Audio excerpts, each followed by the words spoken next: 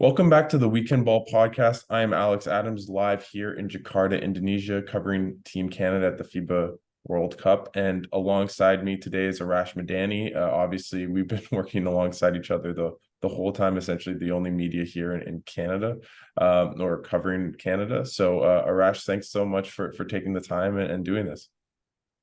Yeah, you got it. We also have our camera operator, Mario Fontana, Yep. along for the ride. So it's the three of us, and the three of us are dealing with jet lag a week in. I don't even know how. So here we go.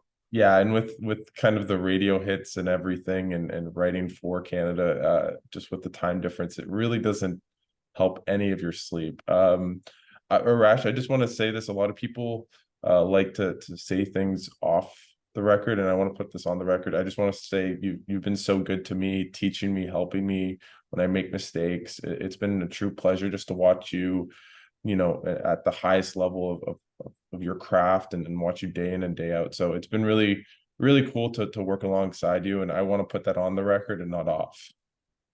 All right, I got this cash waiting for you, bro. So don't worry. Dinner's on me tonight. Yeah, exactly. Flattery gets you everywhere, Alex. I appreciate you. No, it's been great.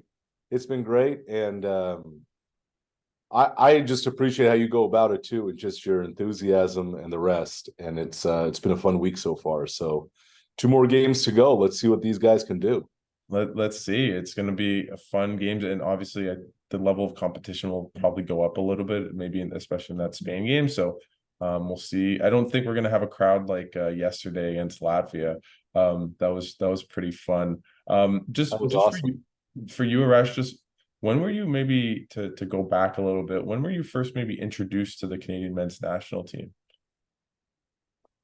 Um, It was probably before this, but I remember when I was in university, Sydney 2000. That's how old I am. I was in college when that was going on. Uh, One of my roommates, Darren Newton, who played on the men's basketball team at Bishops, wake me up in the middle of the night. It's like, all right, let's do it. We got to watch. And I think, if memory serves, Canada went on that kind of magic carpet ride to the quarters. Mhm. Nash, leading the charge, and we woke up in the middle of the night and watched all those games. And I'm like, man, this is awesome. And I can't wait for 2004 to see what the next chapter is going to be. I didn't think 2004 was going to be 2024. But here we are. And, as somebody who's really liked basketball, who's amazed at the growth of the game in this country, from what it used to be to where it now is. They're here and they're legit and they're playing for keeps, and they're one of the best in the world. Mhm. And that's not a hot take. That can't be denied. That's just the truth. So to think about where they were to where they are and where they're going is pretty awesome. And what have you really, after the first three games, what's maybe your one biggest takeaway from those first two games, or three games, sorry, for the Canadian team? Yeah, I don't have one. I have a few. Oh, yeah. One is these dudes care about each other legitimately, and they've bought into roles, which is amazing. I'm so used to being around pro sports where guys don't give a shit about one another, and it's all about them. And you see guys like Dylan Brooks just doing whatever it takes. So much hustle, so like just battling and doing all the little things in the shadows, and you're just like, wow, I mean, Shea's Shea, coming into the tournament. I believe them when they said it. Like, Hmm. talk to Rowan, talk to Jordi Fernandez, and they're like, we have to find out who's going to be that guy who's going to take over a game down the stretch. And SGA is him. I mean, Yeah. that there is no doubt about that. He's everything you want in the face of a franchise. I think that's Yeah. the best way of putting it. And the other kind of two things. One is how vital Olynyk is to the whole thing. Yeah. Run the floor, distributes the basketball so well. had a big, I know they ended up winning by whatever, 25-27. He had a huge bucket in the third quarter, just when it seemed Canada was running away with it. Latvia came back. It's kind of teetering a little bit. A big block. He does so many different things. And I guess this is my U Sports bias. I just thought Phil Scrubb was going to be mop up time.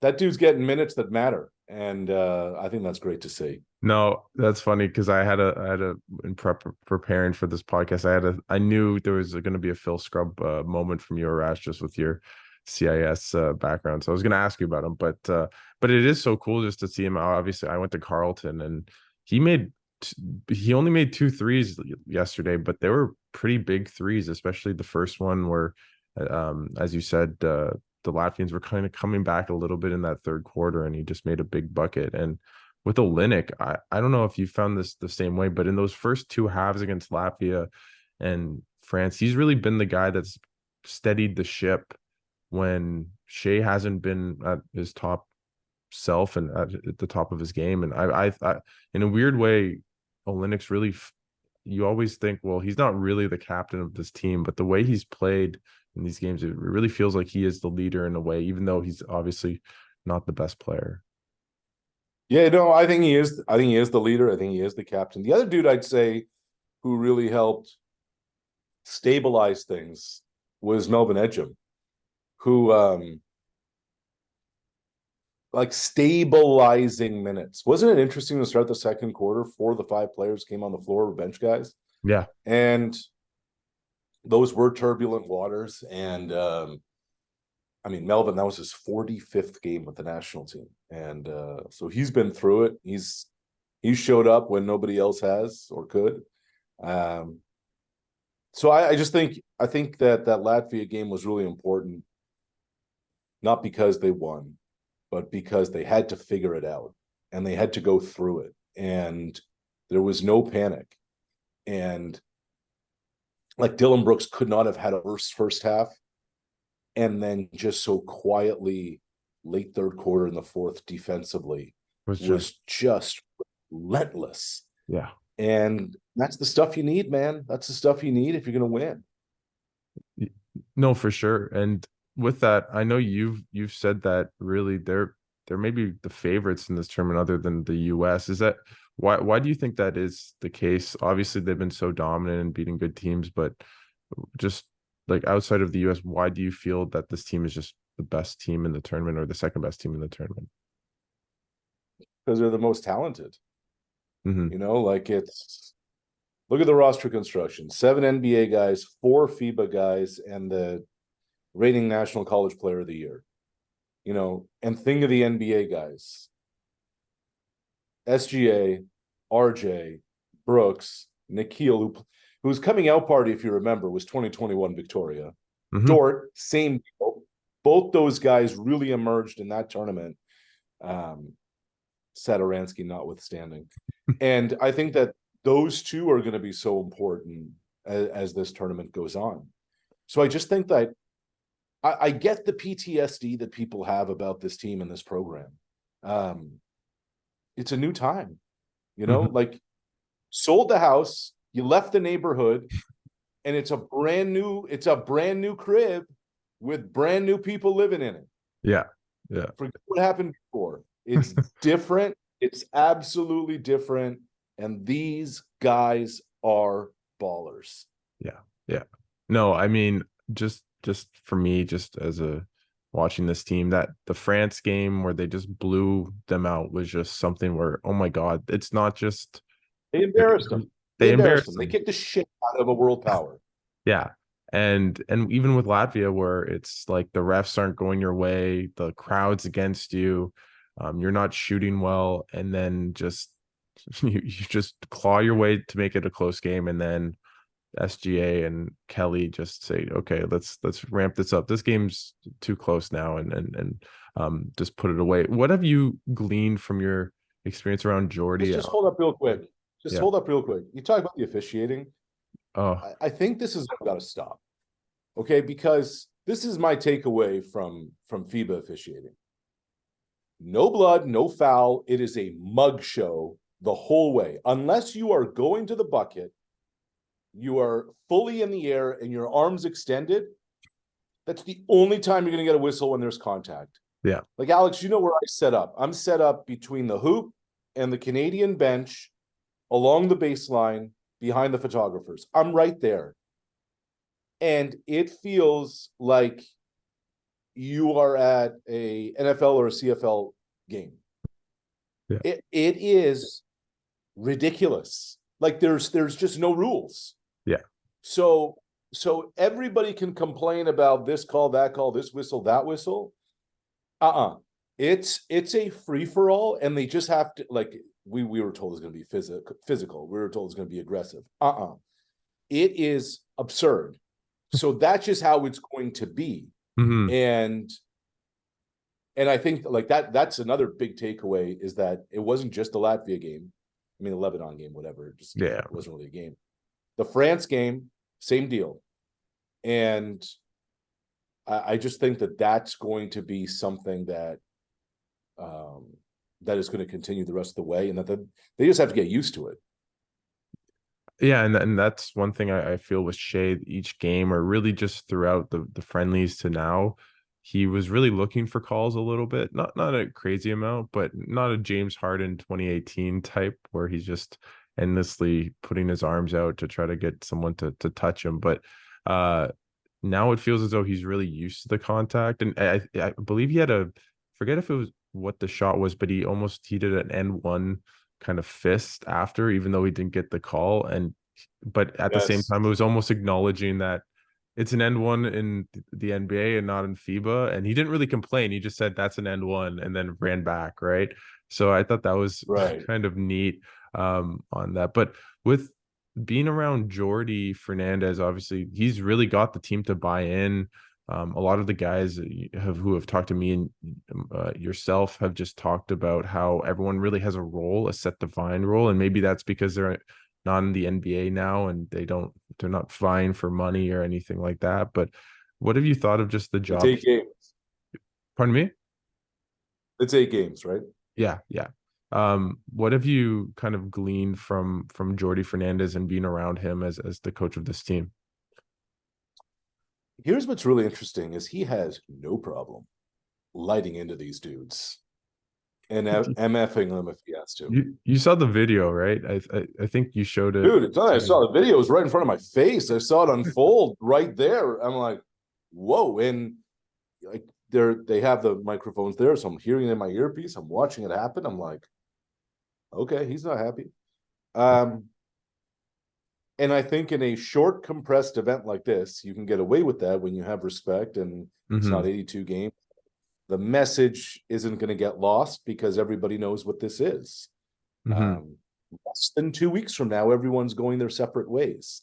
Everybody's literally here for a very compressed time for one goal. And when he set the tone from the beginning of camp and he said, defensive first mindset, we're going to do a disservice to each other if we don't buy into that. The guys have bought into that. And here's the thing, is that when you think about what Fernandez says is most important going into each game, it ends up being legit. Like, what did he tell us about the Latvia game? We have to be really aggressive defensively along the perimeter. They're a really good shooting team. So like everything in the game plan, the switches and dropping Olynyk back, all that stuff. It's been legit. And so what do guys want? Guys want to win. Guys want to be put in the right position to win. And he's not going to scream at them all the time, but he's been willing, I've been told, that, to stop practice and kick a ball and yell at them and tell them get their head out of their ass when need be. But he also is a professional coach and knows how to, handle these guys as grown men. So the fact that he's gotten such good buy-in so quickly is impressive, but it also, more than anything else, tells me how bad the players want it. And maybe one guy that wants it more than anyone because he has no choice to play for Canada is RJ Barrett. tongue in cheek there. Just what have you seen in his game where he had a bit of a slow start in the France game, didn't really play well. He played pretty well against Latvia as well, similar to SGA where they had poor first halves and much better second halves. How cool is it just to see him play for Canada with the lineage, and it's like Canada basketball is just in his blood, Arash. Hey, what, man? Like, I'm just looking at the box score now. He had 22 and 5 yesterday. Yeah. It's like nobody even noticed, SGA comes to the podium. He was player of the game. Nikhil joins him. Jordy's calling him not the spoon, but the knife, I'm just like, wait a minute here. RJ knocked down, when this, to really kind of cement the win, when they had to go on that run just to kind of give the knockout punch, it was RJ. And I'll tell you this story. I did Victoria in 21. Mm-hmm. They lose to the Czechs. And it was like every COVID protocol you could possibly imagine was in place for that tournament. So we were watching up in the stands with like 20 feet between each desk where you were set up. But then the mix zone was a free-for-all because FIBA. Yeah, that makes sense. Yeah. So between where we were set up and the mix zone was basically in the Victoria Arena was basically blue line to crease. Okay. And we have to cut across there to get to the mix zone. And the officials are leaving kind of the Zamboni entrance of the arena. And RJ comes sprinting down and gets in one of the officials' faces and talked about how they blew it and how they lost it and blah, blah, blah, blah, blah, blah. And I'm just looking over at them. It's like, this dude cares. This dude wants it. This matters to him. And in that moment, yes, I know his last name. Yes, I know he grew up in the program. Yes, I know he has no choice. But that said to me, okay, I will be shocked if he ever says no to Canada basketball. Yeah. Like, you don't see that from RJ in the NBA. You didn't see that from RJ in college. That's how much this meant to him. And I think that now that pool plays out of the way, and now that it's about to get, as our old friend John Gibbons would say, nut cutting time.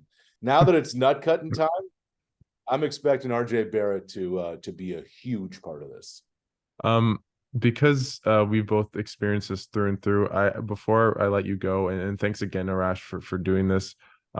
Just tell us about how much you love FIBA and their operations. Just give us a bit of an insight into how much you enjoy working alongside the FIBA Basketball Association. Well, I think I saw their manual. I think I saw their operating manual. And it was just covered, in about 2 feet of dust. And I think it was, a typewritten book from 1972 that they're still operating under. God bless them and their typewriter ribbon and all their misplaced priorities. And do you want to just tell them? But should we share about how the Wi-Fi right before the first game just went out, and you're getting there and you're like, well, not the Wi-Fi, the entire internet in the entire place, and the entire broadcast is kept together by internet. Yeah. It's Alex, I'll tell you this, as someone who's worked alongside the lovely folks at FIFA and the International Tennis Federation and the IIHF and FIBA and all these lovely global organizations, it is par for the course, bro. Good. Well, I hope to get used to the chicanery from FIBA and maybe the IOC and everything else. Just before I let you go, Arash, just what's your prediction for Canada? I know you have high hopes and you've talked about it, maybe gold medal, but if you had to put a wager on it, how far does Canada go, and do they get that Olympic spot as well? Well, Mario and I have a flight booked for September 11th. It's always weird flying on 9/11, especially this but we have a flight booked for Monday the 11th, the day after the gold medal game, and I don't think we'll be changing our flight. But there you go. There you go. He said it here first. Canada's winning the gold medal. I'll put words in your mouth. Making the gold medal game. At least making it, yeah. Arash, thanks so much for doing this. I'll definitely see you later today. And I really Yeah, appreciate everything you've done for me. And I definitely hope yeah, that bro. for our both our sakes that they go deep, and it should be a fun one. It's been awesome watching them, and I'm sure it's going to be even more exciting basketball to come later on this tournament. So thanks so much, Arash. I really appreciate it. You got it, man. We'll clink glasses later tonight. There you go.